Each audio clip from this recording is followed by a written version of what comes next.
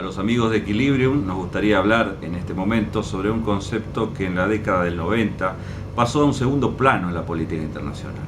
Me refiero a la geopolítica. La geopolítica es una rama de la ciencia política, aunque como las relaciones internacionales, que también son una rama de la ciencia política, tienen prácticamente una independencia importante en los años actuales.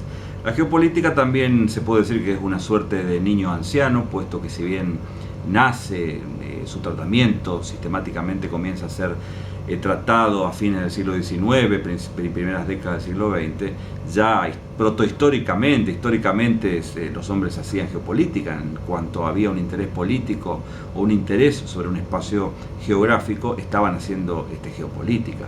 Pero la geopolítica, para ubicarnos mejor en el tiempo, coincide con sucesos como el periodo de la unificación alemana en el siglo XIX, con el auge del nacionalismo, con el auge del imperialismo ya a principios del siglo XX, y durante la década del 20, particularmente del 30, la geopolítica prácticamente fue secuestrada por un régimen que hizo uso directamente en relación a la maximización de su poder en Europa, que fue Alemania.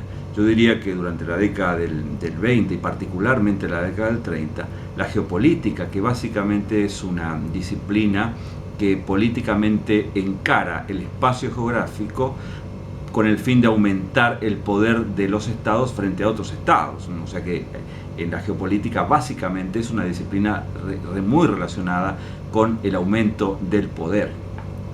La geopolítica después de 1945 quedó encapsulada dentro de otro conflicto, que fue el conflicto de la Guerra Fría. Durante ese casi medio siglo el mundo estuvo repartido en esferas de influencia o en espacios de influencia. Cuando finaliza la Guerra Fría en 1991, entre 1989 y 1991, los denominados años estratégicos, el mundo inicia una nueva era. Y en ese mundo, que comienza en 1990-1991, la geopolítica prácticamente fue desapareciendo.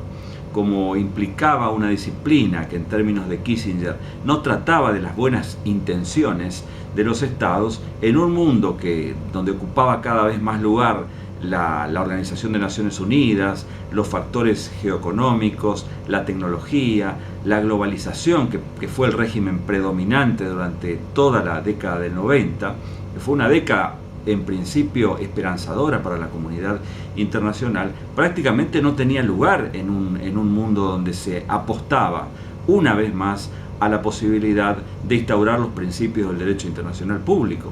E incluso había acontecimientos como la Guerra del Golfo en 1991 que respaldaban aquellas tesis que sostenían que venía una era de peso de los principios del derecho internacional público.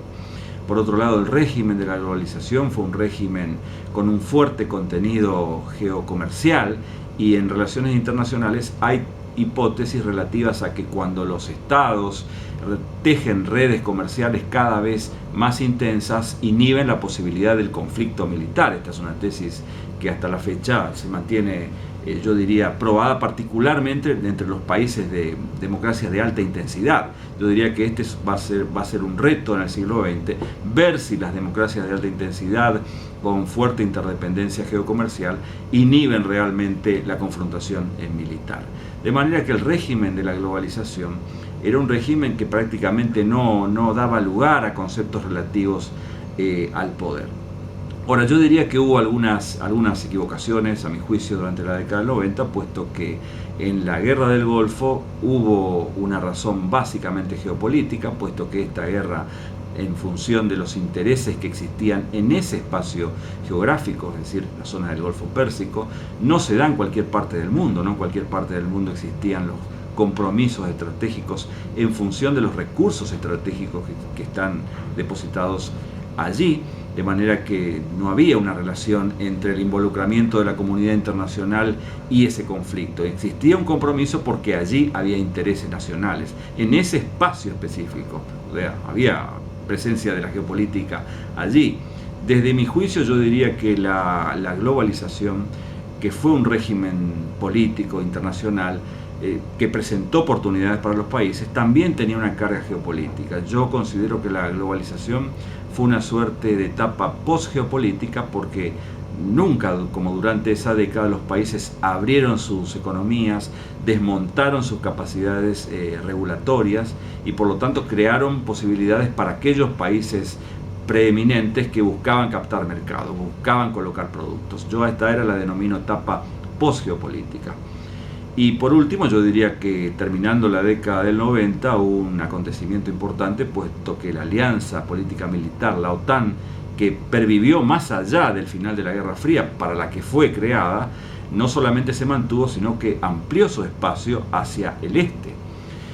De manera que yo diría que sí, efectivamente la década del 90 la geopolítica sufrió una devaluación, pero si uno analiza el mundo en clave de poder, evidentemente la geopolítica estuvo presente. A principios del siglo XXI hay 2 o 3 acontecimientos de fuerte naturaleza geopolítica. Cito uno por caso: el atentado el 11 de septiembre de 2001 en Estados Unidos, el territorio más protegido del planeta, fue un acontecimiento de fuerte naturaleza geopolítica, puesto que el terrorismo transnacional, que tradicionalmente había operado en una determinada zona geográfica, pasó a tener un carácter ofensivo y a actuar globalmente, golpeando en el territorio más protegido del mundo. Esto es un acontecimiento geopolítico notable, puesto que hay un fenómeno de desterritorialización, es decir, el terrorismo salió de la zona de Medio Oriente, de Noráfrica, y se territorializó, en este caso golpeando en el escenario nacional más protegido del mundo. De manera que para mí este fue un acontecimiento de fuerte naturaleza geopolítica.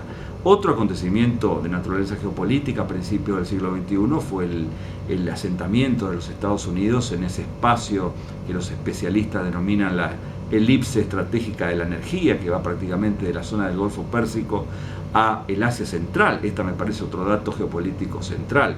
Y finalmente otro acontecimiento fue la continuación de la ampliación de la OTAN ya al este del este, de manera que tenemos acontecimientos de fuerte contenido político espacial, que son los patrones que rigen la geopolítica.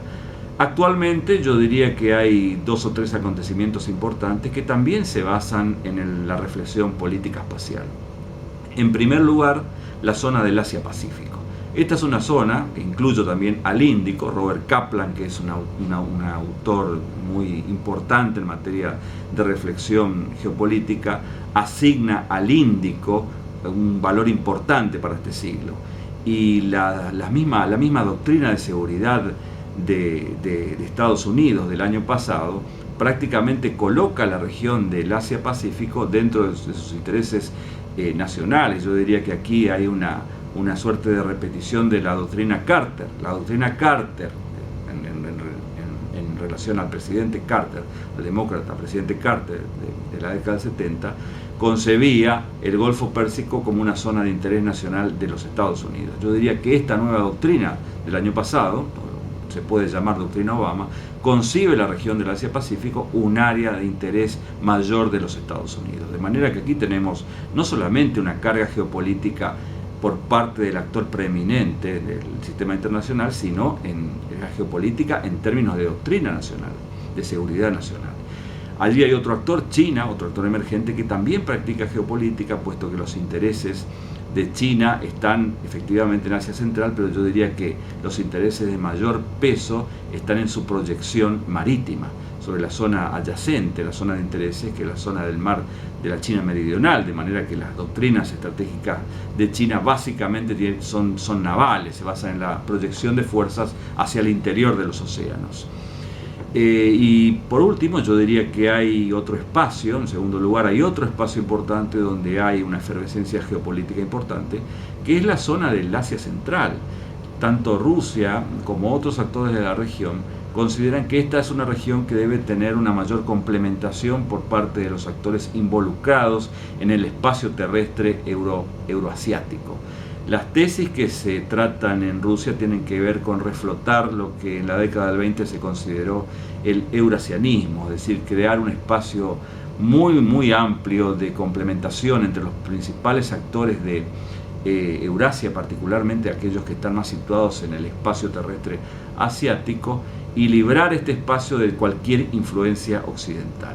De manera que tenemos aquí ejemplos como, repito, el relativo a las zonas del Índico, de Asia-Pacífico, la zona del Rimlands o tierra-orilla, puesto que allí Estados Unidos y China han venido ampliando lo que se denominan almacenes militares en determinados países como Pakistán, Birmania, etcétera, etcétera. Pero también tenemos una nueva pugna o una nueva forma de crear poder a partir de la utilización del espacio de Asia Central particularmente, reflotando tesis como el eurasianismo.